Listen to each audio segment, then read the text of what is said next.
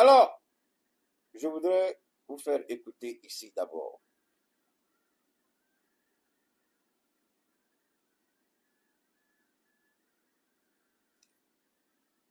Je vais ici, j'espère que vous allez peut-être, permettez-moi, je vais voir, je crois que j'ai, dans une seconde, hein, j'ai un élément ici. Voilà. On va écouter ça.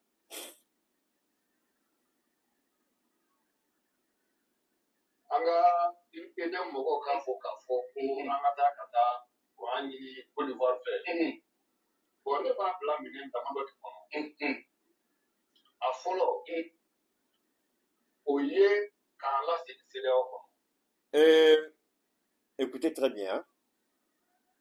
Il parle ici, ça ce sont les sages de Ségou qui s'adressent au Premier ministre. Je vais ramener un peu en arrière encore pour que vous puissiez bien comprendre. On va écouter. Anga idan mɔgɔw k'a fɔ ko an ka taa kuran ɲini Côte d'Ivoire fɛ. Ne b'a bila minɛn damadɔ de kɔnɔ. A fɔlɔ o ye k'an lasegin CEDEAO kɔnɔ. An kan ka bɔ CEDEAO la n'an ma fili janvier kalo nata. Janvier kalo nata ka taa se tile 29 ma an kan ka bɔ CEDEAO la pewu. N b'a ye k'a fɔ CEDEAO kɛlen bɛ ka wulikajɔ caman kɛ min b'a to an bɛ se ka segin CEDEAO la. N'i ko ko anw ka segin ka taa kuran ɲini Côte d'Ivoire fɛ o kɔrɔ ye maliyɛnw an ye segin tubabu la. O kɔrɔ ye an bɛ k'an ka hɔrɔnya min ɲini kɛmɛ sara la an ye 30 fana pɛridi a la. Kosɛbɛ. I y'a faamu. Donc ne bɛ u ka fɛn bila minɛn min kɔnɔ u ka laɲini tɛ an ka bɔ CEDEAO la u b'a ɲini an ka don CEDEAO la an ka segin CEDEAO la. N'an ko k'an bɛ taa kuran ɲini Côte d'Ivoire Alassane bolo bi Alassane ils sont capables k'a fɔ ko pulo waati kelen a b'a di Mali ma dɔrɔmɛ 2 dɔrɔmɛ 3 mais a charte kɛ an ka segin CEDEAO la. Donc anw bɛ o de ye a la. Donc anw tɛ se k'a faamuya k'a fɔ ko. Je m'arrête là un peu. Quand vous travaillez pour la gloire de Dieu, quand vous vous définissez comme étant celui qui a été établi par l'Éternel, le Très-Haut, et qu'il y a des idiots, il y a des petits bâtards, je dis toujours, ce n'est pas une insulte, c'est un état de fait. Parce qu'on n'a pas pris l'habitude d'accepter l'expression bâtard, c'est un peu violent pour certaines personnes. Mais c'est une réalité. Moi, je le dis avec une certaine aisance, ce n'est pas une insulte. Celui qui connaît son papa et sa maman, c'est celui du bâtard, là, il s'en fout. Mais celui qui est dévergondé, déraciné, perdu, pervers, égaré, qui vend sa patrie, est un bâtard. Celui qui est l'ennemi de son pays, de son peuple, de sa nation, est un bâtard. Parce que tu le combats pour quelqu'un qui ne te connaît pas. Tu perds ici, là-bas on ne te reconnaît pas, tu es qui? Tu n'as aucune origine, tu n'as aucun repère. Alors tu n'as pas de repère, tu es qui? Tu es un bâtard, c'est tout. Ce n'est pas une insulte. Apprenez à accepter ça, ce n'est pas une insulte. Mais je ne vous dis pas d'aller dire ça n'importe comment aux gens parce que quelqu'un t'a dit ce n'est pas une insulte. Il faut le dire quand tu as les faits. Ici, je vous avais dit quoi lors de notre dernière sortie? Réfléchissons. Bien avant cette sortie, je vous ai fait écouter l'intervention de Nana Addo Akufo, où il a dit on ne peut pas accepter, on va trouver tous les moyens pour qu'ils reviennent. Le Mali, le Sénégal, le Burkina. Ça frôle. Le Mali, pas le Sénégal. Le Mali, le Burkina, le Niger. Il venait de finir à peine sa rencontre avec Emmanuel Macron. Il a été interrogé par TV5 Monde Afrique. C'est ce que Nana Addo Akufo avait dit. Et juste après, il y a eu un autre événement où je vous ai dit, attention, faites beaucoup attention. Tout ce qui se passe, ce n'est pas fortuit. Il y a des événements qui sont en place. Le deuxième élément, c'était notre affaire de passeport que le Sénégal exige. Le Sénégal dit, si on ne présente pas de passeport CEDEAO, on n'entre pas au Sénégal. On a entendu le ministre parler Dieu merci, le ministre a fait, il est sorti, il a clarifié un certain nombre de points. Ici, c'est pourquoi, donne-moi une seconde, je vais ouvrir une parenthèse. Comment je vois ça? Je vois le Premier ministre qui est obligé de défendre une situation. On a un ministre de la communication qui n'est pas gêné. Le ministre, il a raison, il s'en fout. Le ministre, il dort, il se réveille, puisqu'il n'a pas de compte à rendre à quelqu'un. Il fait ce qu'il veut. Dans quel pays, normalement, on subit ça et le ministre n'est pas interpellé? Moi, souvent, je m'assois, je me pose la question, qu'est-ce qui se passe? Qu'est-ce que le président attend pour demander des comptes à certains ministres? Choguel, quand il était Premier ministre, il n'a pas parlé jusqu'il parte. C'est Abdoulaye Maïga qui parle, Premier ministre. Mais pourquoi leur thème n'a pas été en mesure de faire un débat pour expliquer ce qui se passe? Pour mettre, on n'a pas dit de venir mentir. Qui a dit de venir mentir? Qui a dit de soutenir la transition dans le mensonge? On vous dit, informez le peuple. C'est pour ça que vous existez. C'est pour ça que la structure existe. C'est pour informer le peuple. Qu'est-ce que vous faites? Le journal télévisé, lecture des communiqués, la distraction, c'est fini. Et c'est pour ça que les Maliens dépensent des millions. Le directeur est là, ce n'est pas son problème. L'incapacité de toi, l'irresponsabilité. Personne n'assume sa responsabilité face à l'échec de la communication. L'ORTM est un tonneau vide qui ne sert à rien. L'argent du contribuable est utilisé. Pourquoi? Pour payer un ministre qui ne remplit pas sa fonction, pour payer des employés qui ne font pas correctement leur travail. Donc on leur a dit, allez-y seulement, faites le journal télévisé, c'est terminé. C'est ça le travail à l'ORTM. Et puis la distraction, c'est fini. C'est pas vrai. Et maintenant, c'est le Premier ministre qui est obligé de sortir pour justifier le fait que le passeport malien est ceci et celui-là. Mais qu'est-ce que l'ORTM a fait quand la situation s'est posée? Alors, nous, en effet, regardez, hein, moi je vous dis une chose. Dieu va vous aimer.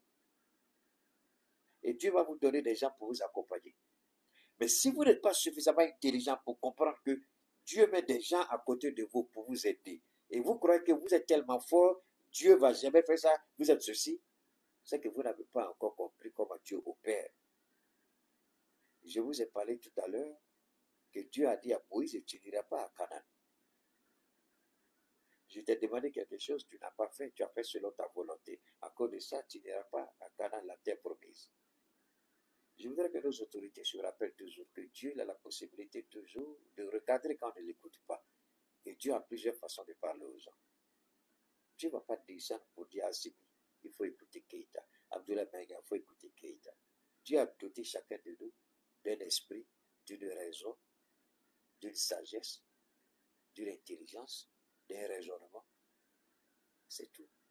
On a les oreilles, on a les yeux, on a la bouche. Dieu a fait son travail. Le reste, Dieu crée les opportunités, les occasions. À nous de savoir tirer profit de ce qu'il met devant. Il n'obligera personne d'écouter quelqu'un ou de ne pas écouter quelqu'un. De savoir ce que vous dites, c'est bon ou c'est pas bon. Mais Dieu vous regarde, le jour que ça applique, c'est pas son problème parce qu'il a fait ce qu'il pouvait. Il vous a donné quelqu'un, il vous a donné des gens, il vous a donné des conseillers, il vous a mis des gens pour vous interpeller. Vous n'avez pas écouté, donc vous assumez. C'est des choses qui arrivent. On n'a pas besoin d'être officiel dans une fonction pour qu'on vous écoute. Si c'est à cause de ça, j'ai pris jusqu'à la fin du monde que personne ne m'écoute dans la transition. Si c'est pour dire il faut être officiel, jusqu'à la fin du monde, n'écoutez jamais Keïta. À cause de Dieu, n'écoutez pas. Mais j'ai pris Dieu toujours que j'ai tort.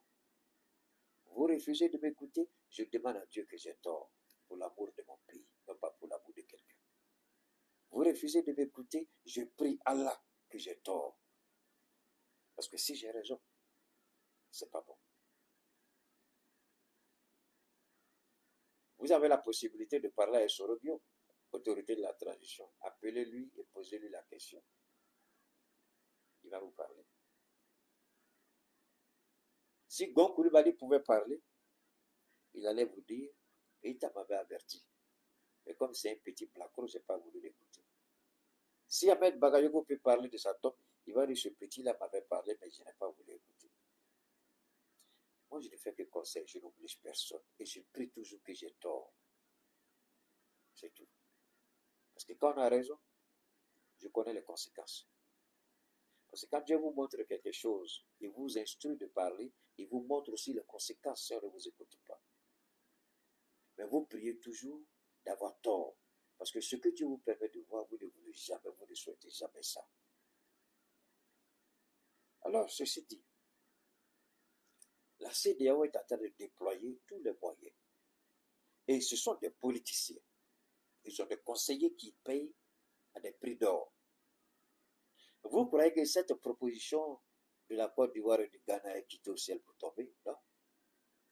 Il y a un cheminement logique que j'ai déjà développé. Si c'est Alassane Ouattara, tout de suite on peut dire, ah, attention, ça c'est un coup de la France.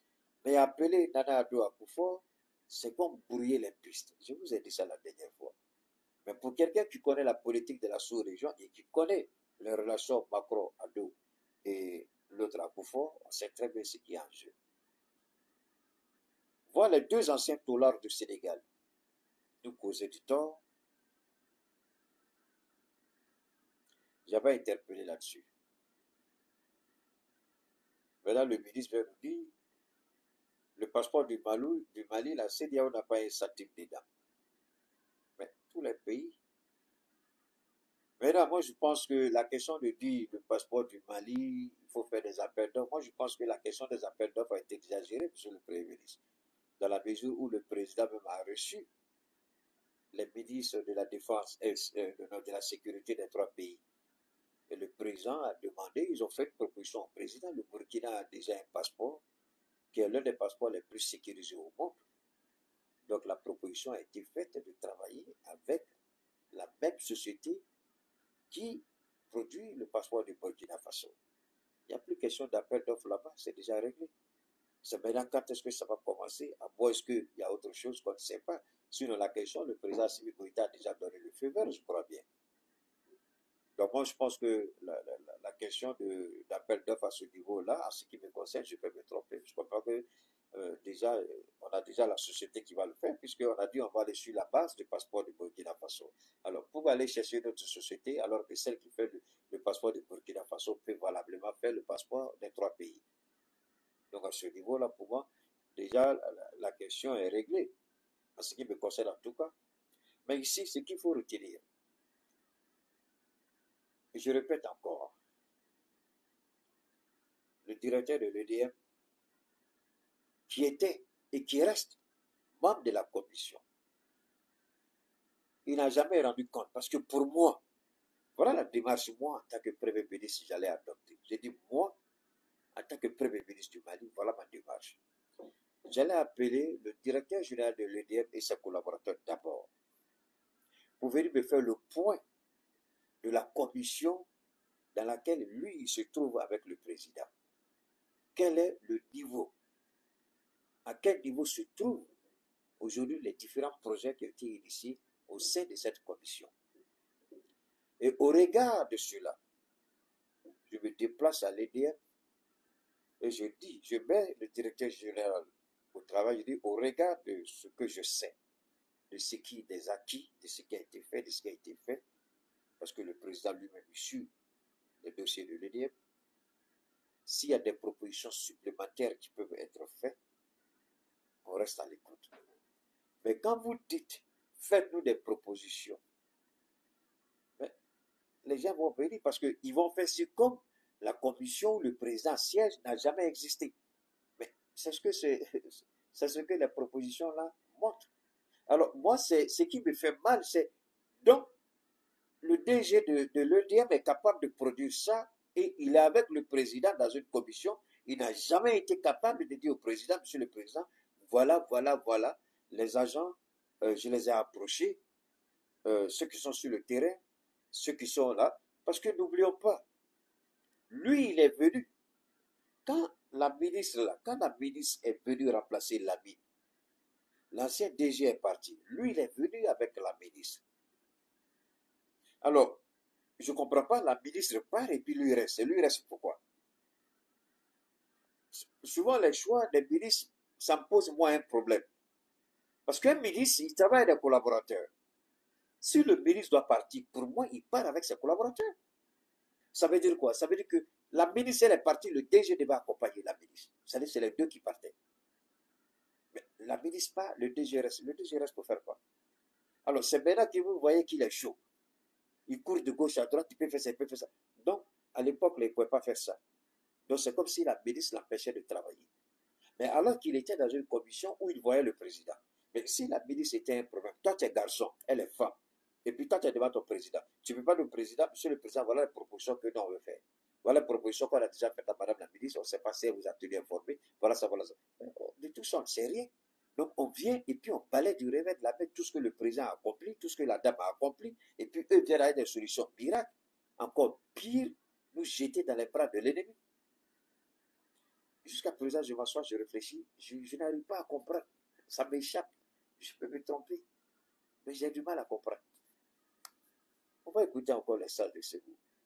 jamana min ye mercenaire bila ka na jamana min ye samson tugu sigi anw kan ka taa sɔrɔ an ma sa ma an ma baga ma an ko an b'an ka hɔrɔnya de ɲini ka bɔ tubabujan la ne t'a dɔn ko ta bɛ sɔrɔ énergie mɔgɔw kunna bilen k'a fɔ ko olu ka solution b'an ka sigi Côte d'Ivoire ma. Ok. C'est pas ce que je vous ai dit hier. Je suis étonné que l'EDM ait le courage d'inscrire dans ses propositions que nous allions négocier dans la... Parce que quand ils disent dans la sous-région, soyons intelligents, ils vont perdre qui là? Ils vont nous dire on n'a pas dit le nom de la Côte d'Ivoire. Tu n'as pas besoin de dire le nom de la Côte d'Ivoire dans la sous-région. La Banque mondiale, le FMI, ils ont financé 2 pays, sinon 4 pays, mais 2 essentiellement. Les 4 pays, je vais vous les citer. Le Togo, le Bénin, la Côte d'Ivoire, le Sénégal. Ils ont financé les infrastructures portuaires au Togo, au Bénin, au Sénégal et en Côte d'Ivoire. Ils ont renforcé les capacités énergétiques au Sénégal et en Côte d'Ivoire. Pourquoi?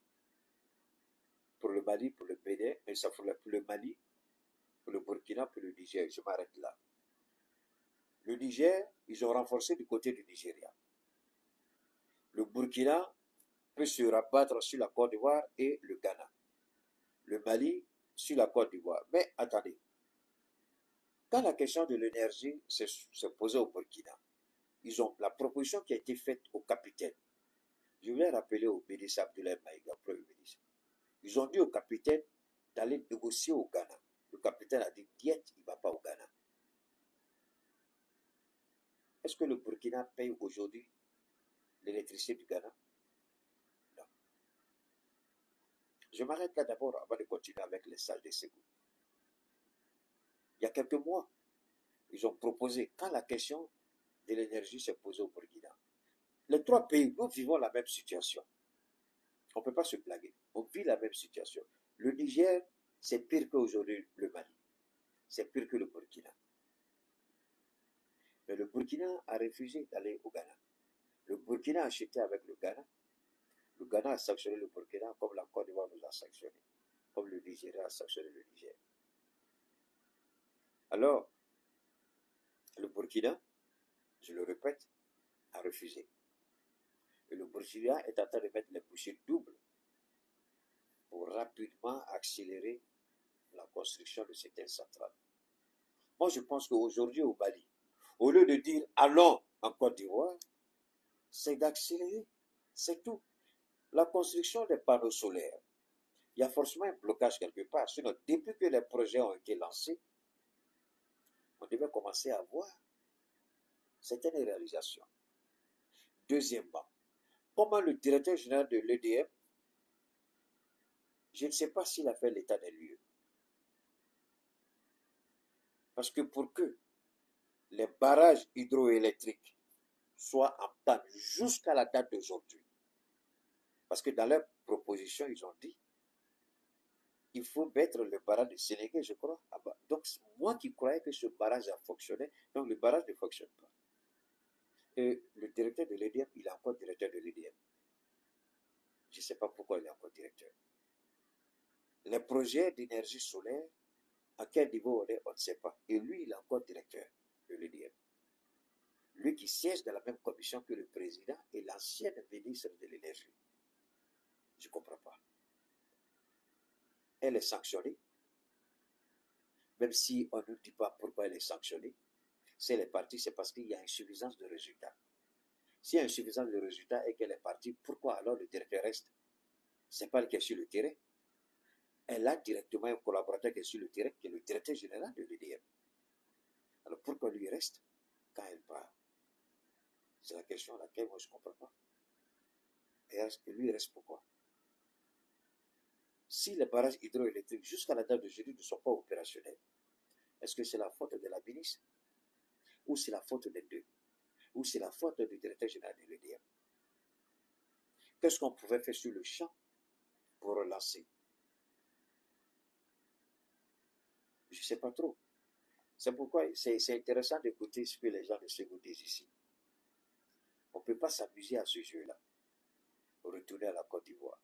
Et moi, ça m'étonne que le directeur de l'EDM ait le courage de dire devant le Premier ministre, au regard de tout ce que nous avons subi et vécu, qu'il ait le courage de proposer ça au Premier ministre. Moi, c'est la question que je me pose. C'est la question que je me pose. Il a eu le courage. Souvent, je m'assois seul, je réfléchis toujours à ça. Même, j'ai vu des palais où je m'assois. Depuis j'ai vu leur proposition jusqu'à aujourd'hui, je m'assois tous les jours, je réfléchis. Et puis je me pose la question, pourquoi il est encore directeur de l'EDM? Et comment il a eu le courage de présenter ça au Premier ministre? Et il reste encore directeur de l'EDM. Donc ça veut dire que c'est des gens qui savent depuis longtemps comment faire sortir le Mali de la difficulté, mais ils ne l'ont pas fait. Et quand on parle, ils ont un soi-disant syndicat qui sont contre les gens. Mais ce syndicat-là, on ne l'a jamais vu défendre la cause de la population. On n'a jamais vu ce syndicat se lever et dire, venez, réfléchissons, comment on peut aider le gouvernement de la transition. On n'a jamais vu ce syndicat-là. Mais ils sont prêts à porter plainte contre les gens. Mais ils ne sont pas prêts à appeler les syndiqués pour faire des propositions et puis soumettre à la transition. C'est dangereux quand on vit dans un pays avec de telles attitudes, avec de telles personnes. Et si nos autorités ne voient pas ça, le mal qui est là, c'est dangereux.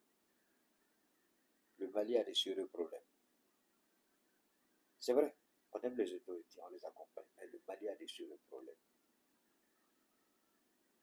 Quand vous réfléchissez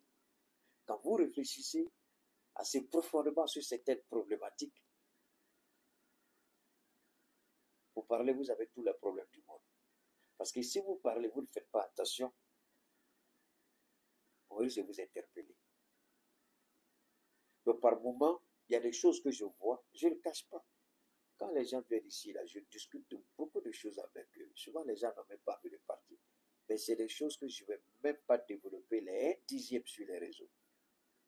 Parce que tu ne peux pas. Tu peux pas. Il y a certaines vérités qui ne sont pas bonnes à dire. Donc ces vérités-là, moi, je ne les dis jamais. Je m'assois et puis je regarde. Il fut un temps où j'avais carrément oublié le Mali. Hein. Puis je parlais d'autres choses pendant un certain temps. Parce qu'il y a des choses que je voyais qui m'empêchaient de dormir. Mais si tu parles, tu risques d'avoir des problèmes. Mais ici, est-ce que on encourage la médiocrité? C'est la question que je pose. Quand vous regardez l'agissement du directeur général, alors tous les directeurs généraux des sociétés d'État, je pose la question. Quand tu regardes ce que le directeur général de l'EDM a fait, quand tu regardes ce que le directeur général de l'ERTM fait, qu'est-ce que les autres directeurs généraux vont faire? Ceux-là, ils font, on s'en fout des résultats. EDM, il n'y a pas de résultats, il est toujours là. ORTM, il n'y a pas de résultats, il est toujours là. Nous aussi, on n'a pas besoin de résultats. Moi, je trouve que c'est pourquoi j'ai dit, je maintiens ce que j'ai dit. Il faut changer tous les directeurs généraux à la tête des sociétés d'État et puis mettre des militaires. On apprécie l'Ouganda, mais allez-y voir à l'Ouganda, qui sont les directeurs généraux à la tête des entreprises d'État. Allez-y au Rwanda, allez voir qui sont les directeurs généraux à la tête des entreprises de l'État. Ce sont des militaires. Alors, la reconstruction de Notre-Dame de Paris, la cathédrale Notre-Dame de Paris, qui a fait l'ouverture ce samedi. Vous savez qui était le chef du chantier? C'était un ancien général à la retraite. Si tu n'as pas de volume, pardon, il faut me laisser tranquille, il faut sortir de mon direct. Donc, c'est un ancien général à la retraite. Je dis bien, c'est un ancien général à la retraite, un militaire. C'est pourquoi le délai que Macron a donné, le délai de 5 ans a été respecté. Il dit en 5 ans, on va faire la réouverture de Notre-Dame de Paris. Et ils ont fait en 5 ans. Parce qu'ils ont bien général. Moi, je ne le savais pas, c'est le documentaire que j'ai regardé hier, et puis j'ai vu. C'est un général qui a été appelé. Et le général, le documentaire, les gens disent c'est pas vrai, le général là, il ne se reposait pas, il était sur le dos des gens. Ils ont fait un travail impeccable et ils ont respecté le délai de 5 ans. Mais comment voulez-vous obtenir des résultats quand vous avez des civils qui sont habitués au laxisme, à la paresse, je ne sais pas, des directeurs généraux qui vont au travail à midi, à 10h, à 11h, quel résultat espérez-vous obtenir de ces gens-là? Mais quand c'est un militaire, à 7h30, il est devant son bureau. Tous ceux qui viennent en retard, ils leur demandent des explications. Ils demandent des résultats. Nous ne le disons pas parce que nous voulons militariser l'administration. Mais il faut donner l'exemple. Et moi, je suis choqué et déçu. Je ne suis rien. Je ne suis qu'un petit Malien. La voix qui ne porte même pas. Garder le directeur de l'EDM, je ne sais pas pour quelle raison. Parce que je veux qu'on m'explique pourquoi la milice a été débarquée. Si elle a commis une erreur, si elle n'a pas été à la hauteur, je peux comprendre. Le président, c'est son droit, il n'a pas d'explication à donner à quelqu'un. Mais si elle est partie, que fait le directeur là? Parce que c'était son collaborateur direct, lui fait quoi là? Et c'est ça, souvent on le fait chez nous. Si c'est un remaniement complet, je peux comprendre. Le nouveau ministre, il vient, il regarde le travail, le directeur, il n'est pas satisfait, il regarde, il fait une proposition, le travail n'est pas, il n'est pas à la hauteur, il faut changer, il faut le changer.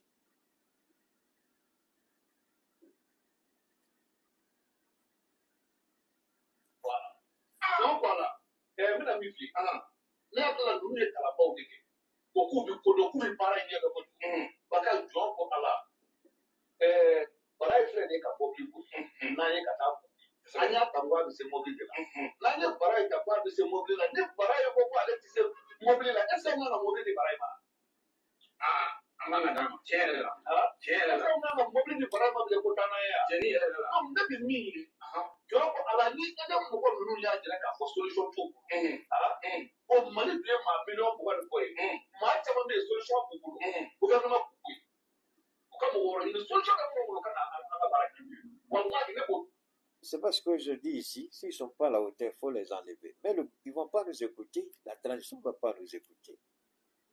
Vous savez, souvent c'est dangereux. Quand on ne vous écoute pas, c'est quand c'est mélangé, souvent on prend une décision, on essaie d'appliquer ce que vous avez dit parce que déjà on allait trop loin et c'est devenu compliqué. Le directeur de l'EDM ne mérite plus d'être là. Je le dis et je le dis avec la plus grande détermination et conviction.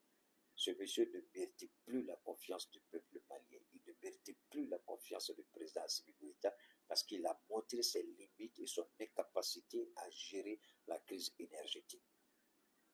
Pour gérer la crise, il y a des façons de travailler. Mais quand vous allez au travail, dans votre bureau, vous vous asseyez, vous avez des groupes chez vous, vous avez des panneaux solaires chez vous, vous ne connaissez pas ce que vit le peuple malien. Même les ministres ont installé des panneaux solaires. Moi, tout le monde me dit d'installer des panneaux solaires, je n'ai pas. Et je peux me vanter. Très peu de ministres peuvent dire que chez eux, là, ils dépensent autant d'argent que je dépense dans le carburant. Wallahi billahi, je ne dis pas tous les ministres, mais très peu de ministres peuvent dire qu'ils font ça. Même s'ils ont les moyens, Quand ils vont calculer là, ils ne peuvent pas. Parce que quand tu calcules là, 10 jours, 350 000. 10 jours, carburant seulement 350 000. 20 jours, 700 000. Tu vas aller où avec ça? Tu vas faire ça comment? Un mois, ça devait combien? Calculez vous-même. Un mois, ça fait combien? Multiplié par 30, ça vous fait combien? Posez. Combien sont-ils qui vont dire on peut faire ça? Mais je le fais. Je ne suis pas une société, je ne suis pas une entreprise. Je suis un être humain. Par la grâce de Dieu, je travaille dur pour avoir mon argent. Mais une partie de cet argent-là, je le mets à la disposition du peuple malien en faisant ce que j'ai à faire, informer. Ils ne sont pas à la hauteur. Pendant combien de temps, Monsieur le Président, vous allez garder des directeurs généraux des sociétés d'État qui ne sont pas à la hauteur? Pendant combien de temps ils vont, parce que plus ceux-là montrent leurs capacités, plus la transition a du mal à avancer. C'est ça qui est la réalité, Monsieur le Président. On n'avance pas. Souvent, on est à la même place. On n'a pas l'impression de le voir, mais quand on est assis, on ouvre les yeux, on regarde la réalité. Parce que quand on regarde la crise énergétique, là, depuis ça a commencé, là, ça fait combien d'années? On est toujours à la même place. Ça, c'est l'impression que l'EDM nous a donné en remettant cette proposition au Premier ministre Abdoulaye Maïga. C'est comme si on n'a pas évolué d'un centimètre. C'est comme si on est à la même place. Mais Dieu seul sait ce que vous avez fait. Est-ce que ça se connaît? Est-ce que ça se vit? Au moins, l'EDM aurait eu le courage de dire, depuis la mise en place de cette commission avec le président, dans telle ou telle région, dans tel ou tel département, dans telle ou telle commune, il y a eu sensiblement l'amélioration des coupures de courant. Effectivement, il y a des coins où il y a eu de l'amélioration. Mais nous, ici, par exemple, aucune amélioration. Là où nous sommes, aucune. Mais il y a des endroits où les gens ne connaissent pas ce que nous on vit. Hein. Il y a des endroits à Bamako, les gens ne connaissent pas ça. Ce que nous vivons ici. Il y a des endroits, ils vivaient ça, mais aujourd'hui, ça va beaucoup mieux. Et quand vous venez dire au Premier ministre, il faut retourner en Côte d'Ivoire, c'est comme tout ce que le président a entrepris. Jusque-là, il n'a rien fait. Et là, c'est méchant. C'est méchant. Ce directeur général ne mérite pas d'être là parce qu'il fait la manipulation. Ce n'est pas une accusation, c'est une réalité. Qui nous montre dans les propositions qu'il a faites que dans telle ou telle région, il y a eu une évolution. Parce que s'il avait dit ça, la presse allait tout de suite dire il y a telle ou telle évolution. Mais ils ont peur de parler, peut-être qu'ils savent que s'ils le disent, la réalité est autre chose. Parce que c'est ça que moi j'aurais souhaité aussi que le Premier ministre, parce que le Premier ministre, il allait un peu trop vite en leur demandant de faire une proposition. Il allait trop vite, monsieur le Premier ministre. Vous êtes allé beaucoup trop vite, à mon avis. Vous aurez dû demander d'abord de vous faire le point. Quel est le point? Quel est le point de la situation? Quel était le point avant qu'il devienne au pouvoir en tant que directeur général? Quel est le point depuis qu'il est directeur général jusqu'à ce jour? Au moins, vous allez savoir s'il fait ou s'il n'a pas fait. S'il a réalisé, il n'a pas réalisé. Moi, j'aurais souhaité voir ces choses-là. Ou bien, quel est le point depuis la mise en place de cette commission avec le président? Qu'est-ce qui a été fait? Qu'est-ce qui n'a pas été fait? Où il y a eu des améliorations, où il n'y a pas eu d'amélioration. Ça, ils sont là appelés les anciens directeurs. Ceux-là même qui ont plombé l'économie du Mali. Ils sont là appelés les anciens ministres. Ceux-là même qui sont responsables de ce qui nous arrive aujourd'hui. Et c'est cette proposition qu'on a fait. Retourner au sein de la CEDEAO. Ce que j'ai dit, c'est ce que les salles de Ségou disent là. Ce que j'ai dit exactement. Vous allez, ils vont vous dire, on va vous appliquer le prix CEDEAO. Le prix CEDEAO, le kilowatt, on vous donne à 10 francs. Hors CEDEAO, on vous donne à 200 francs. Est-ce que les Maliens vont payer ça? Est-ce que c'est ce qu'ils ont dit au Premier ministre? Il ne peut pas le dire parce que ça, c'est caché. Et puis, qui va négocier?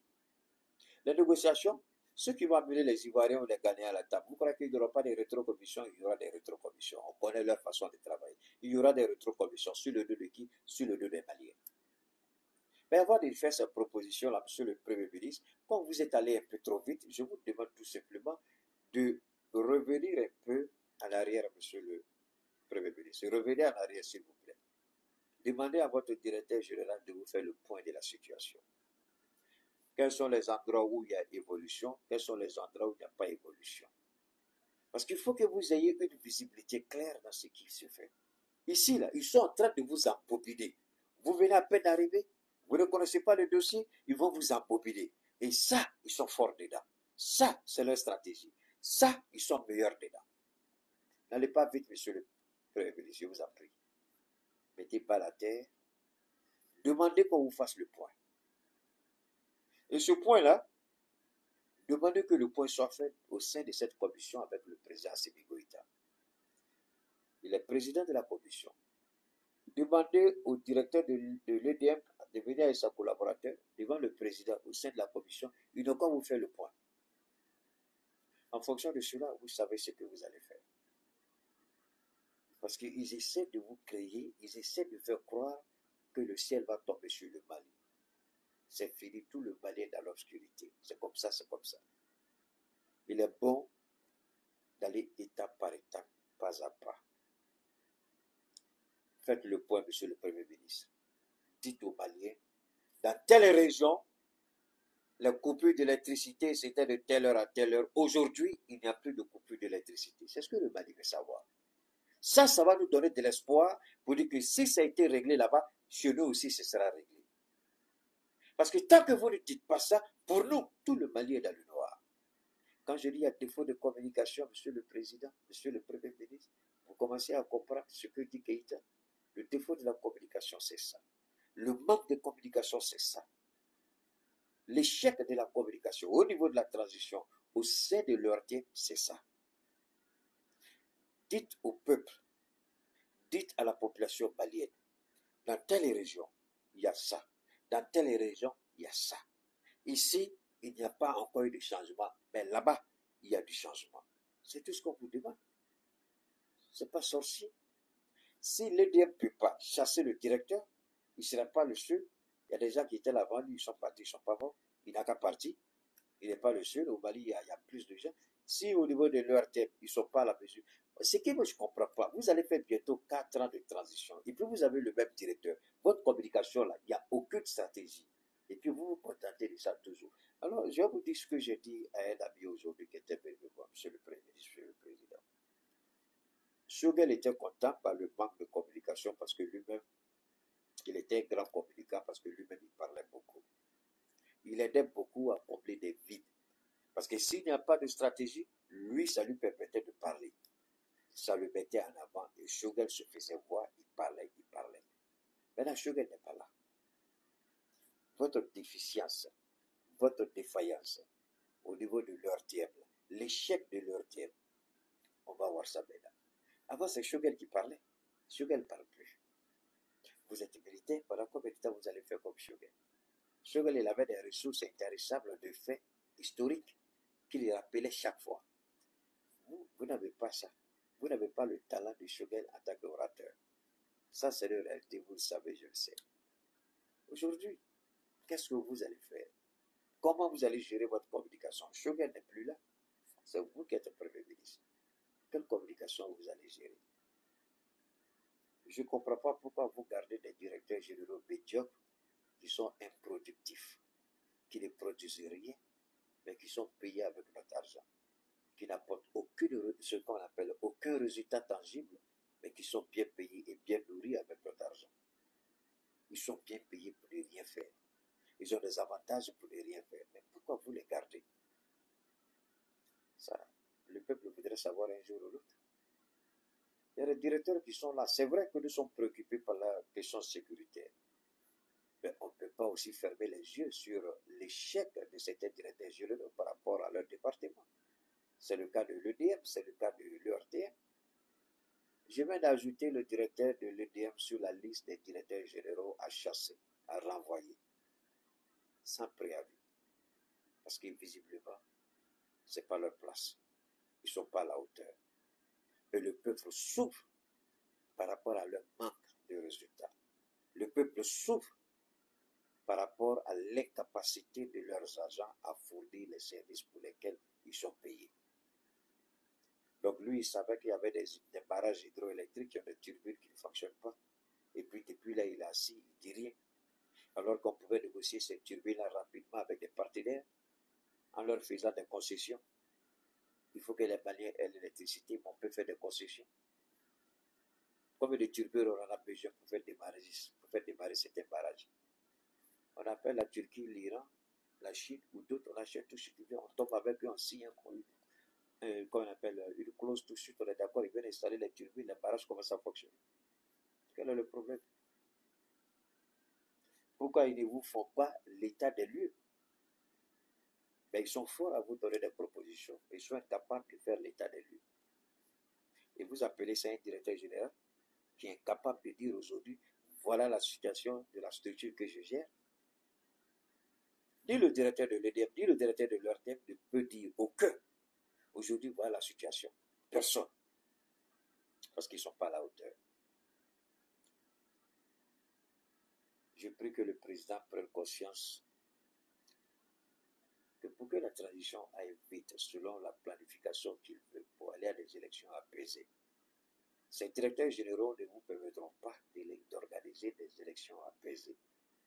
Tant que le peuple n'est pas satisfait, le peuple aura du mal à comprendre certaines choses.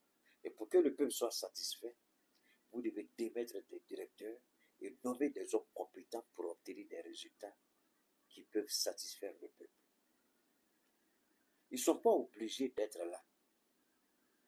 C'est une opportunité qu'on leur a donnée. S'ils ne remplissent pas les conditions, ils ne remplissent pas les termes du contrat, que quelqu'un d'autre vienne prendre la relève, c'est tout, c'est pas compliqué. Le Mali, comme l'a dit tout à l'heure, c'est 22 millions de personnes. Si deux personnes, si vous enlevez les 22 millions de deux, ça vous reste beaucoup, ça vous reste encore plus de 20 millions. Ça vous reste encore beaucoup de millions de directeurs généraux qui peuvent valablement servir le pays. Je vous en prie, monsieur le président et le premier ministre.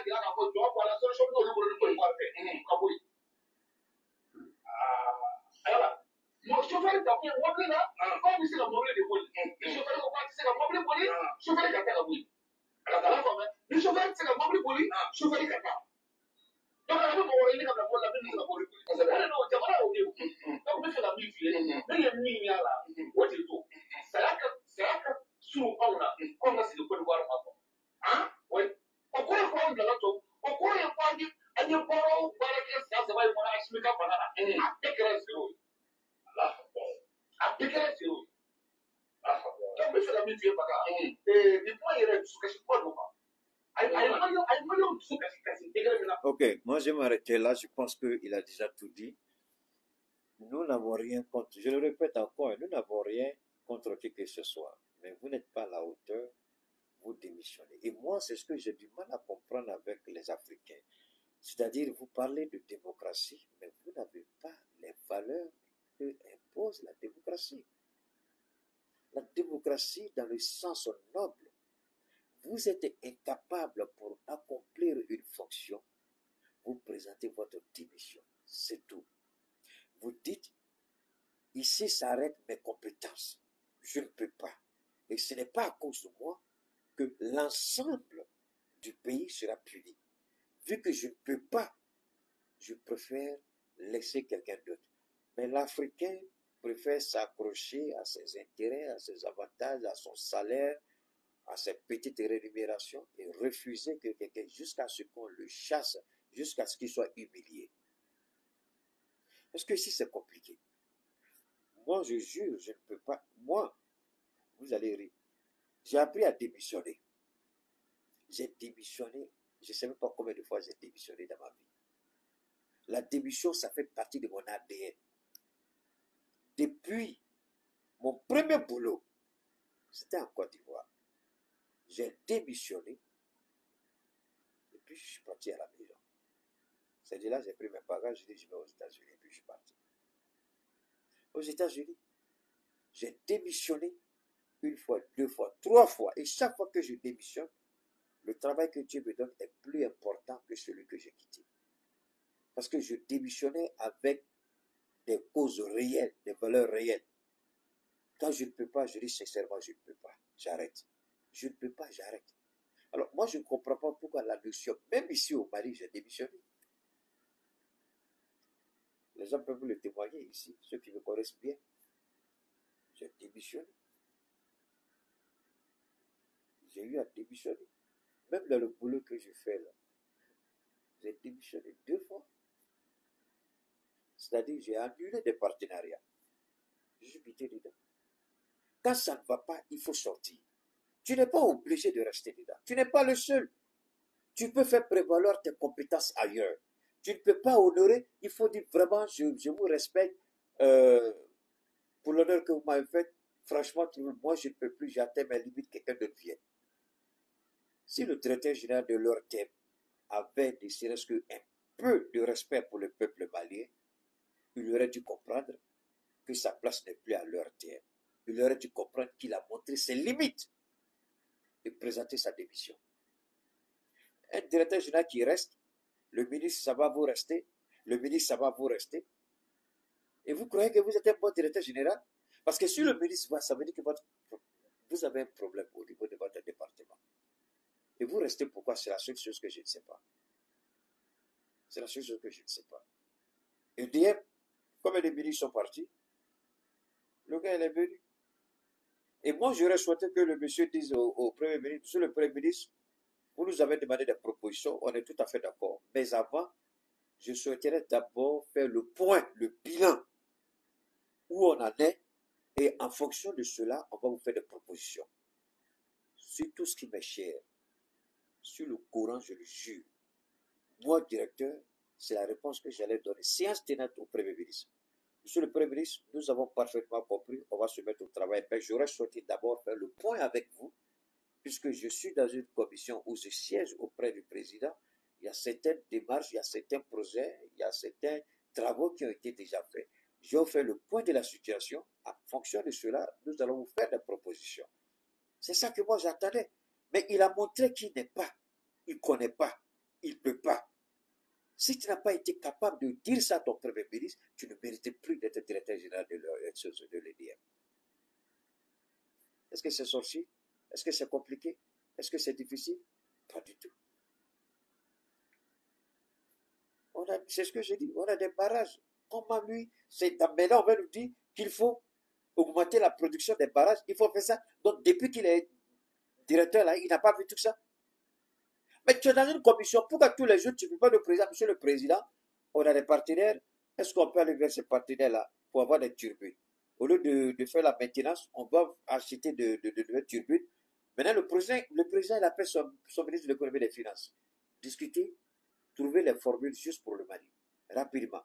Ce qu'il nous faut tout de suite là, on n'a pas besoin d'aller en Côte d'Ivoire. La solution, monsieur le Premier ministre, moi je vous la donne. On n'a pas besoin d'aller en Côte d'Ivoire. Les barrages qui sont là, dont les turbines ne fonctionnent pas.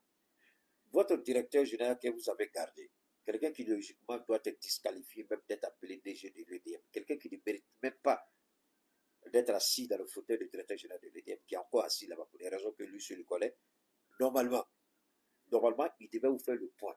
Combien de barrages hydroélectriques que nous avons? Combien qui travaillent? Combien qui sont en arrêt? Quels sont les problèmes? Quelles sont les causes? Tout de suite, qu'est-ce qu'on peut faire? J'ai regardé la construction d'un barrage en Ouganda. C'est Ouganda ou oui, c'est Ouganda ou Rwanda, entre les deux, mais je crois que c'est Ouganda. Ils ont fait 650 mégawatts. Le premier barrage qu'ils ont construit, non, c'est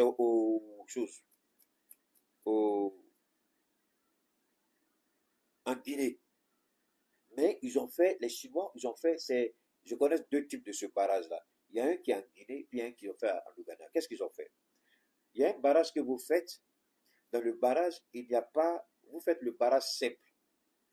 D'accord? Il n'y a pas de bassin de rétention d'eau. Le barrage est fait. Donc, pendant les saisons sèches, le barrage, l'eau ne coule pas correctement. Donc, le barrage ne peut pas bien fonctionner.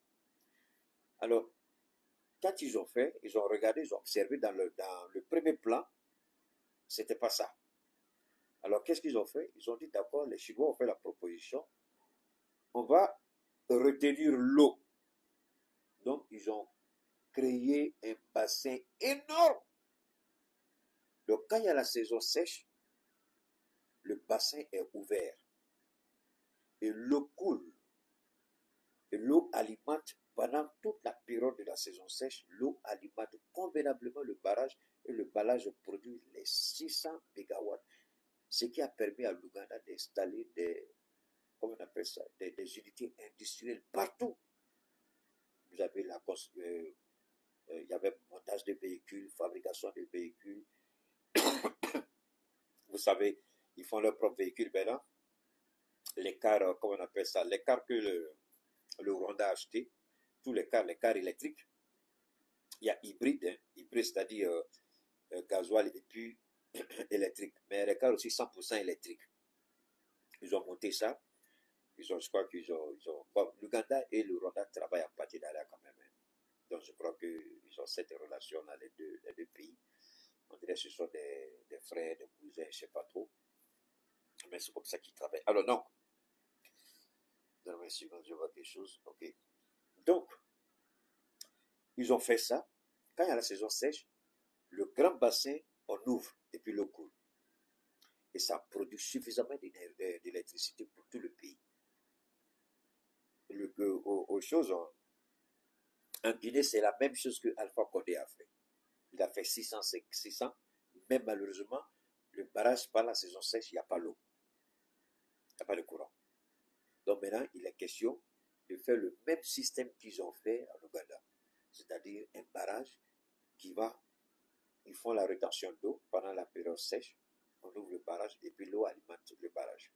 On ouvre le bassin, et puis l'eau alimente 100%.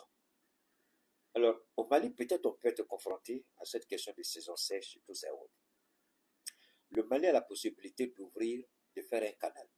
Comme on l'a dit, c'est-à-dire le canal va arranger le Mali à plusieurs titres. Le canal permettra, que les bateaux, d'abord de construire un port à l'intérieur du Mali. Donc le Mali sera désenclavé. À travers le Mali, tout l'AES sera désenclavé. Ils font un canal. Il suffit de trouver les partenaires. Il y a des partenaires qui sont prêts à venir investir. Le Mali ne va pas leur laisser un franc. Ils vont ouvrir ce canal-là. Un canal assez grand. On l'a vu en Égypte. Ils ont fait la même chose. Donc vous ouvrez un canal où les petits et moyens bateaux peuvent entrer. Mais ce canal aussi va permettre encore de conduire l'eau vers certains barrages.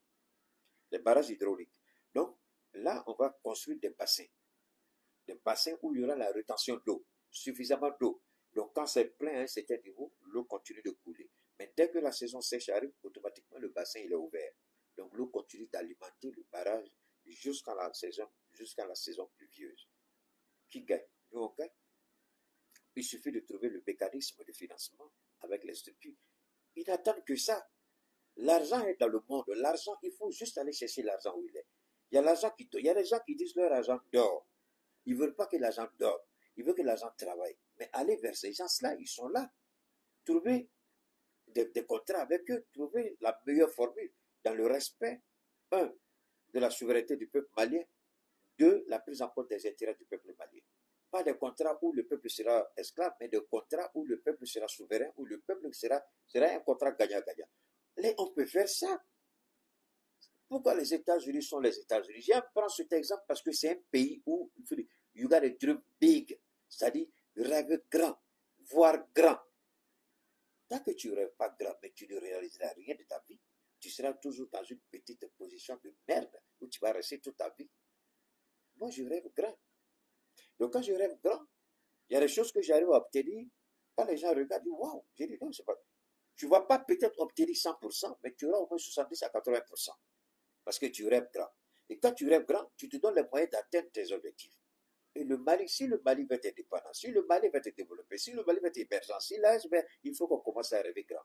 Rêver grand a commencé par ouvrir le canal, a commencé par construire des barrages hydroélectriques avec des bassins de rétention d'eau et c'est fini, on n'a plus de problème. Aujourd'hui, on veut résoudre la solution, on veut trouver une solution, on veut avoir le courant tout de suite, il faut changer les turbines. Trouver des gens tout de suite avec qui on est d'accord. Aussi, le contrat de matin de bateau vient déposer les turbines, on les installe, c'est fini. On n'a pas besoin d'aller en Côte d'Ivoire pour ça. Faire quoi en Côte d'Ivoire? Vous dire quoi la Côte d'Ivoire? Ou tout simplement mettre les bouchons doubles sur les chantiers d'installation des panneaux solaires. Demander, il faut travailler 24 heures sur 24. On peut le faire. Au lieu de travailler 8 heures ou même 10 heures par jour, 24 heures sur 24, il suffit que les Mali disent d'accord, travaillons 24 heures sur 24 parce qu'on veut que ça finisse dans les meilleurs délais. Ça décide, ça va finir dans 6 mois, ça va finir dans 2 mois. 2 mois, vous travaillez 24 heures sur 24. Il y a une équipe de jour, il y a une équipe de nuit. 24 heures sur 24, vous travaillez. On aura tout suite. Ça, c'est des possibilités. Est-ce qu'on ne peut pas trouver des gens pour travailler 24 heures sur 24? On en trouvera. Vous n'avez qu'à lancer tout de suite aux jeunes. Vous dites, on a besoin de jeunes gens rapidement. On a besoin de techniciens. On veut travailler avec une équipe de nuit, une équipe de jour. Mais le Mali aura son courant tout de suite dans les meilleurs délais. Il faut rêver grand, il faut vouloir, il faut prétendre, il faut aller vers. C'est tout. On n'a pas besoin de la Côte d'Ivoire. Alors, comment je vois, on dit les directeurs. C'est pourquoi je dis, votre diplôme là, mettez ça dans votre salon pour votre famille. Regardez ça pour votre propre plaisir. Alors, ce monsieur, vous allez regarder, on va vous dire qu'il a l'expérience. On va vous dire qu'il a un diplôme. Mais encore aujourd'hui, c'est son diplôme. Depuis qu'il est venu à la tête de l'EDM, qu'est-ce qu'il a fait pour le Mali? Depuis que l'autre il est à la tête de leur thème, qu'est-ce qu'ils ont fait? Mais tous, vous allez demander que vous sortez des diplômes. Des diplômes qui servent à quoi? À orner des murs, à orner des bureaux, à orner des salons. Ces diplômes-là servent à quoi? Est-ce qu'on voit l'impact de ces diplômes-là? La solution que nous sommes en train de donner ici ainsi, parce que eux qui ont leur diplôme là, ils ont l'intelligence même de comprendre que les choses fonctionnent comme ça. Est-ce qu'ils ont une fois réfléchi comme ça? Parce que s'ils avaient réfléchi comme ça, ils n'allaient jamais faire les propositions qu'ils ont faites au Premier ministre. Et le Premier ministre aussi, je peux dire qu'il a fait exprès. C'est ce que je disais la dernière fois à mes enfants ici. J'ai dit, Abdoulaye les a textés pour voir qui ils sont réellement. Et Abdoulaye a vu qui ils sont réellement. Abdoulaye sait qu'il y a une commission au sein de laquelle Assimi siège lui-même. Mais le DG n'a pas été suffisamment intelligent pour comprendre que ça peut être un piège d'Abdoulaye. Quelqu'un a écrit hier dans mon commentaire une stratégie. Mais Abdoulaye voulait savoir ce qu'eux en passaient. Et ça, tout le monde devait comprendre qu'Abdoulaye était en train de tester les gens. Et il a compris tout de suite où ils vont. Assimi sait. Il n'a pas fait ça dans le dos d'Assimi. Il a dit, vous croyez que toutes les décisions qu'il va prendre, Assimi n'est pas au courant. Parce que je vous ai dit, détrompez-vous. Ceux-là, ils se parlent au quotidien. Assimi savait très bien qu'il allait demander ça. Mais Assimi aussi s'asseyait pour regarder la réaction du directeur général de l'EDM. Et Assimi a vu maintenant qui est réellement le directeur de l'EDM. Quelqu'un qui siège à la même table que lui, dans une commission, est incapable de lui dire la vérité, de lui donner les propositions. Et aujourd'hui, il sort avec un papier de 1000 propositions, avec retour en Côte d'Ivoire, avec supposément avoir des faveurs si on reste dans la CEDEAO. Réfléchissons. Réfléchissons. Est-ce qu'Abdoulaye n'a pas fait exprès pour piéger ici le DG? Il a piégé. Bon, j'espère que les jours du DG sont comptés. Parce qu'il a prouvé réellement qu'il n'est pas à la hauteur. Il n'est pas à la hauteur. Sinon, il aurait dû comprendre que Assimi et son premier ministre parlent. Et que lui, il siège dans une commission. Il aurait été sage et intelligent de dire au premier ministre, Je vais faire d'abord le point pour vous présenter la situation de l'EDF. Je vais faire d'abord le point de la situation.